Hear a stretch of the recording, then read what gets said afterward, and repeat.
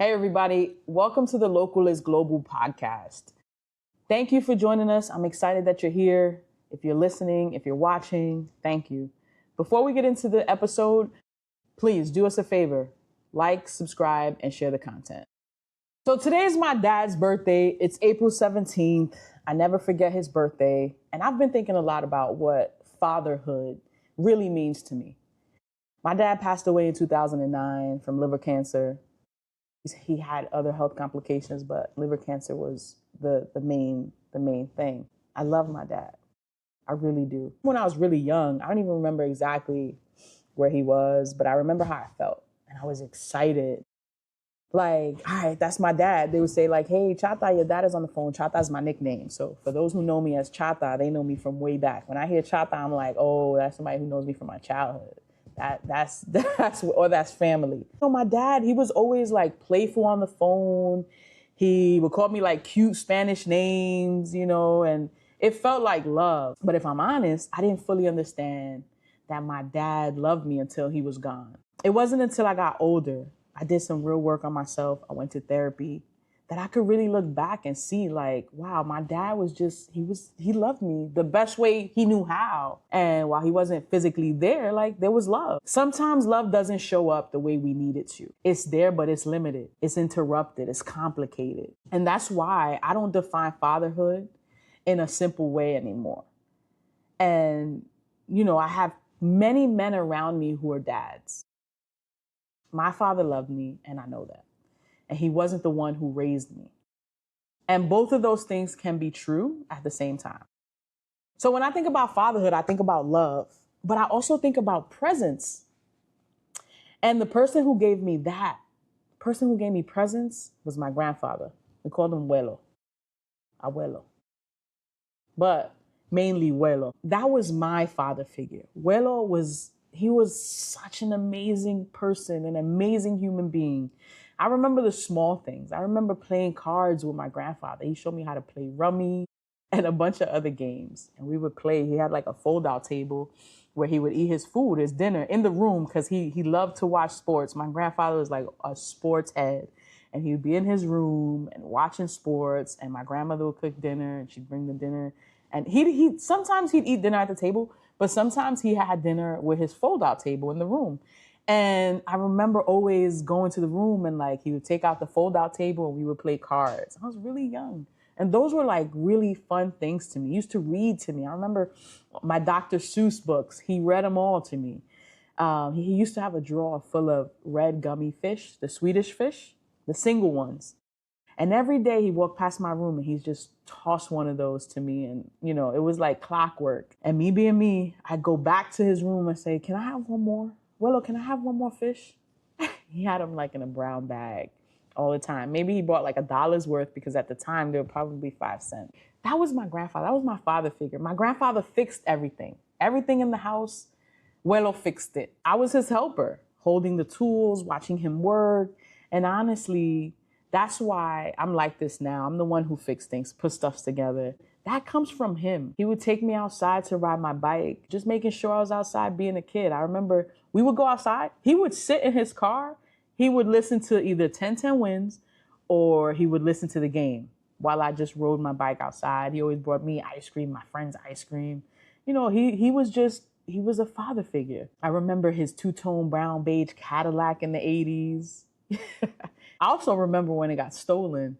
We went to Alexander's on 3rd Avenue and they stole his car. But anyway, my grandfather was my father figure. He made sure that I had what I needed, even the things that I didn't need. My grandfather, he spoiled us. He really did. I remember when I was about to turn 18, my aunt and my grandmother were like, it's time for you to get a job. You're about to be 18. And my grandfather said, you don't need one. Just keep going to school. And I didn't realize it then, but that was him protecting my future. The man who served in World War II, Vietnam, a veteran. He was a provider. He was a quiet protector.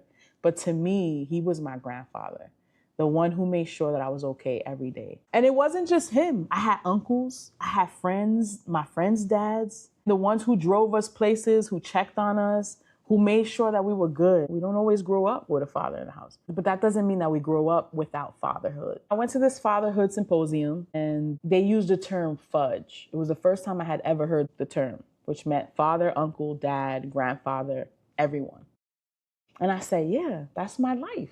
That's how I was raised. One of the most powerful things that Sean Dove, who spoke, he was the guest speaker. One of the things that he said was, he used the analogy about freeze tag. He said, there are two types of players in tag. You got the ones who are free, just running around, trying not to get tagged. And then you got the ones who are free, but they go back to unfreeze other people. And he said, some of our fathers are frozen. Frozen because of unemployment, frozen because of mental health, frozen because life hit them in ways they weren't prepared for. He said, and here's the part that really stuck with me. You can't unfreeze someone from a distance, right? You have to be in close proximity. And when I heard that, I thought about my own life, because I had people who stayed close to me, who showed up, who didn't run away. They leaned in. That's what fudge is. Fudge is the father, the uncle, the dad, the grandfather, everyone. That's interdependency. That's community saying, we're not leaving people frozen. So the bigger vision at this symposium, and the thing that Sean was saying, was that the goal was for New York City to be one of the most father-friendly cities in the world. And I'm thinking, that doesn't just happen in policy. That happens in us. So the question becomes, what invitation are you willing to accept? What role are you willing to play? Because whether you realize it or not, somebody's watching. Sean left with this question. I'm still thinking about it. It wasn't something that I was like right away. I'm like, this is a good one. He said, what would you do if you were 10 times bolder?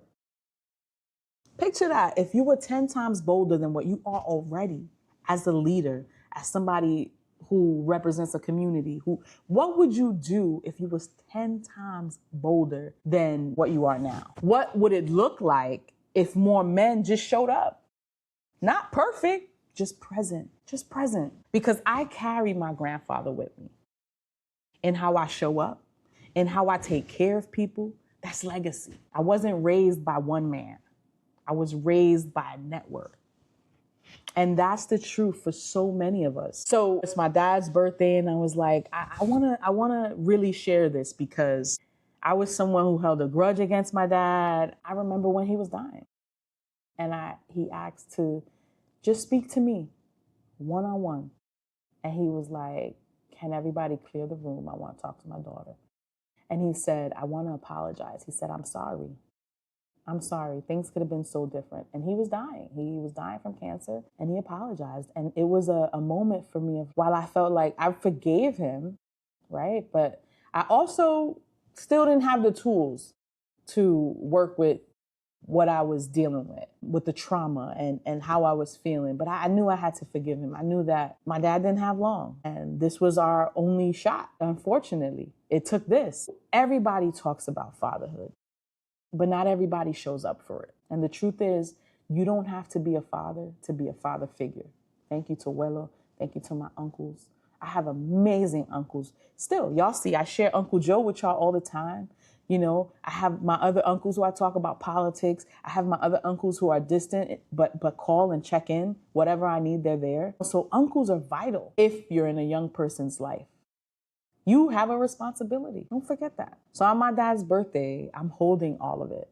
The love, the distance, the memories, and the understanding that came later. But I'm also honoring the man who raised me and every man who showed up for me. Thank you. Because fatherhood isn't just who's there at birth. It's who shows up after. Real talk.